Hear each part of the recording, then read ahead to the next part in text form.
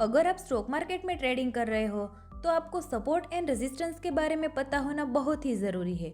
But ये support and resistance क्या होता है और ये मार्केट में कैसे काम करता है और इसका हम कैसे फ़ायदा उठा सकते हैं, ये सब हम इस वीडियो में जानेंगे। Hello everyone, I am Radhika, welcome to my channel. अगर हम सिंपल वर्ड में समझे तो टारगेट प्राइस को पता करने का सबसे आसान और बढ़िया तरीका होता है सपोर्ट एंड रेजिस्टेंस लाइन को पता करना। सपोर्ट एंड रेजिस्टेंस लाइन किसी भी चार्ट में उस खास लाइन को बताता है जिस पर सबसे ज्यादा बाइंग और सेलिंग होती है। सपोर्ट प्राइस वह प्राइस है जिस पर सेलिंग से ज्यादा बाइंग होने की उम्मीद की जा सकती है। उसी तरह रेजिस्टेंस प्राइस पर बाइंग से ज्यादा सेलिंग होने की उम्मीद की जा सकती है। सपोर्ट एंड रेजिस्टेंस की मदद से ट्रेडर को एंट्री और एग्जिट का पता आसानी से लग सकता है। तो आइए अब इसको डीप में समझने की कोशिश करते हैं। पहले हम सपोर्ट को अच्छे से समझते हैं।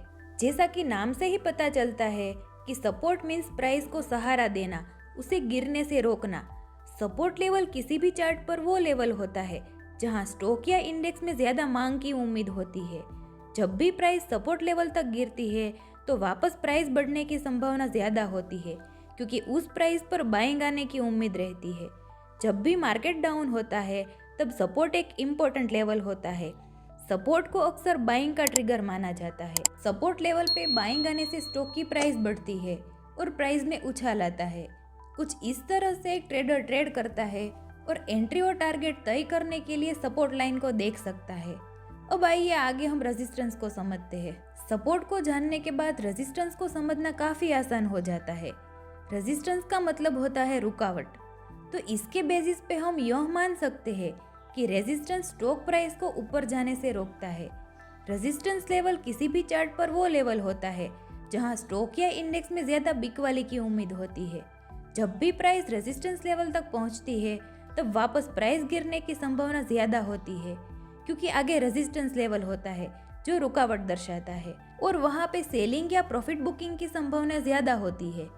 अब अगला सवाल यह होगा कि हम सपोर्ट और रेजिस्टेंस को कैसे पहचान सकते हैं या कैसे ढूंढ सकते हैं। तो इसको हम एक चार्ट के थ्रू समझते हैं। हमने यहाँ IOC लिमिटेड का चार्ट लिया है और 1 डे का टाइम फ्रेम यूज किया है। यहाँ आप अपने हिसाब से लॉन्ग टर्म या शॉर्ट टर्म के लिए अपनी तरह से टाइम फ्रेम यूज कर सकते हैं।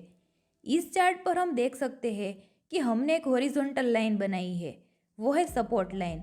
अब इसको हमने इसी तरह से बनाया है कि अराउंड 155 के प्राइस पर स्टॉक ने 3 बार सपोर्ट लिया है। मीन्स 155 प्राइस पर स्टॉक की प्राइस में तुरंत ही उछाल देखने को मिला है। इसीलिए हम यह मान सकते हैं कि 155 प्राइस वाला लेवल सपोर्ट का काम कर रहा है। स्टॉक 155 प्राइस पर आने के बाद वहां से नीचे जाने से रोक रहा है। इसीलिए हम आगे फ्यूचर में भी अज्यूम कर सकते हैं कि स्टॉक बार बार यहाँ पे सपोर्ट ले रहा है तो आगे भी इसी प्राइस पर सपोर्ट लेने की कोशिश करेगा और यहाँ पे ट्रेडर बाइंग का ट्रिगर भी मानते हैं। ठीक उसी तरह हम रेजिस्टेंस को देखेंगे। यहाँ पे हमने जोमेटो लिमिटेड का चार्ट लिया है और टाइम फ्रेम 15 मिनट का यूज किया है।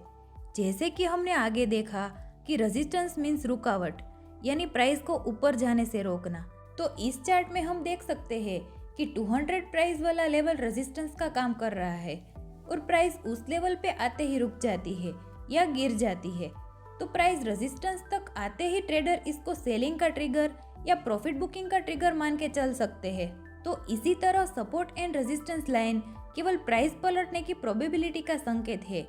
इसीलिए किसी भी तरह से उन्हें 100% श्योर नहीं मानना चाहिए। पर मेरे खुद के ट्रेडिंग एक्सपीरियंस के आधार पे मैं यह कह सकती हूँ कि अच्छी तरह से बनाए गए सपोर्ट एंड रेजिस्टेंस अक्सर सही साबित होते हैं। तो दोस्तों, मिलते हैं ऐसे ही एक नए वीडियो के साथ। तो तब तक याद रखिए, grow your money one step at a time.